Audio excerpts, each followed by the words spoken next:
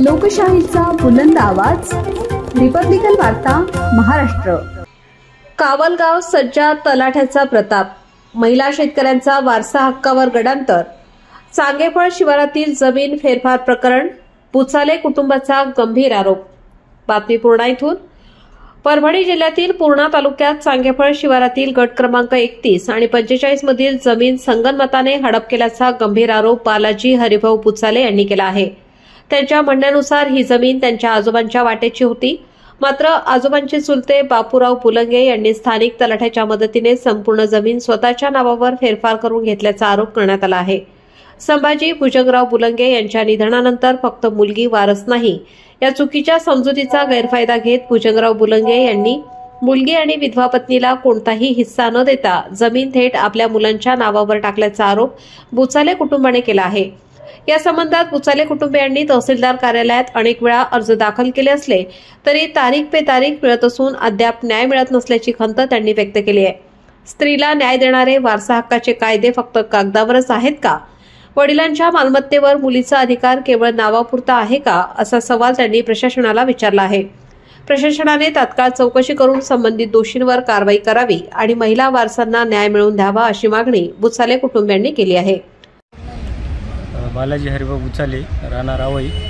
प्रकरण काय आहे तुमचं? प्रकरण प्रलंबित प्रकरण आहे, काय प्रकरण आहे?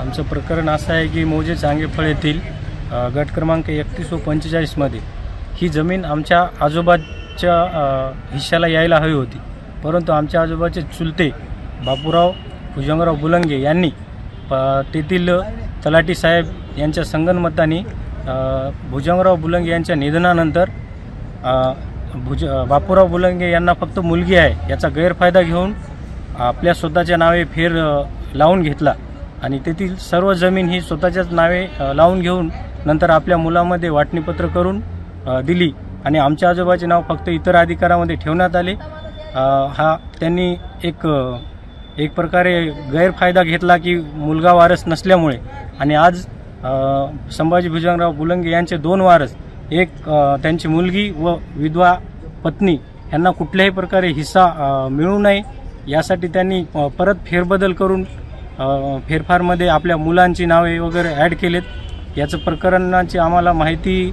म्हणजे ते आम्ही एकत्रच कुटुंबात असल्यामुळं ते नंतर देऊ, तुला हिस्सा आहे, तुझ्या वडिलाचं नाव आहे सातबारावर, असं वेळोवेळी सांगण्यात आलं जेव्हा तोंडी आम्ही आमचा हक्क मागत होतो, परंतु शेवटी त्यांनी आम्हाला कुठल्याही प्रकारचा हक्क दिलेला नाही।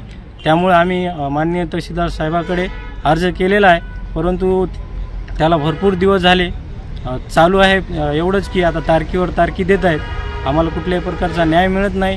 एवढे आपण स्त्रियांसाठी कायदे कानून हे बनवतो, पण त्यांचा फक्त भाषणासाठीच उपयोग आहे का काय असं आम्हाला वाटते। आणि का आजही स्त्रियांना आता फक्त बदल झाला आहे, पहिलं स्ट्रोवनी जळायच्या का, आता पण आत्महत्येची वेळ स्त्रियांवर येऊ नये, त्यांना योग्य तो न्याय माननीय साहेबांनी याच्यात लक्ष घालून लवकरात लवकर मिळवून द्यावा अशी मी त्यांना विनंती करतो। आणि आम्हाला हे परवडणारं नाही, कामधंदे आम्हाला कुठल्याही प्रकारची दुसरी उपजीविकेचं साधन नाही, आम्ही मोलमजुरी करून हे करतो। तरी माझं एवढंच म्हणणं आहे की स्त्रियांसाठी त्यांचा हक्क त्यांना देण्यात यावा अशीच चालू आहे। मागील आम्ही 4 म्हणजे एप्रिलमध्ये अर्ज दिलेला आहे। आम्हाला या गोष्टीची माहिती नव्हती, कारण अशिक्षित असल्यामुळे आईला पण त्याच्याविषयी काय माहीत नव्हती, आणि आता असं जेव्हा अधिकाराच्या बाबतीत आम्ही इथं विचारपूस केली तेव्हा लक्षात आलं की हे अशा पद्धतीने करावं लागते, म्हणून आम्ही पुढची मागणी काय आहे तुमची? आमची मागणी आहे आमचा जो काही हिस्सा असेल, जो काही अधिकार असेल तो आम्हाला मिळवून द्यावा।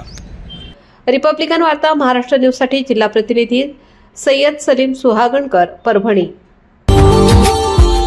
Subscribe now and press the bell icon. Never miss an update.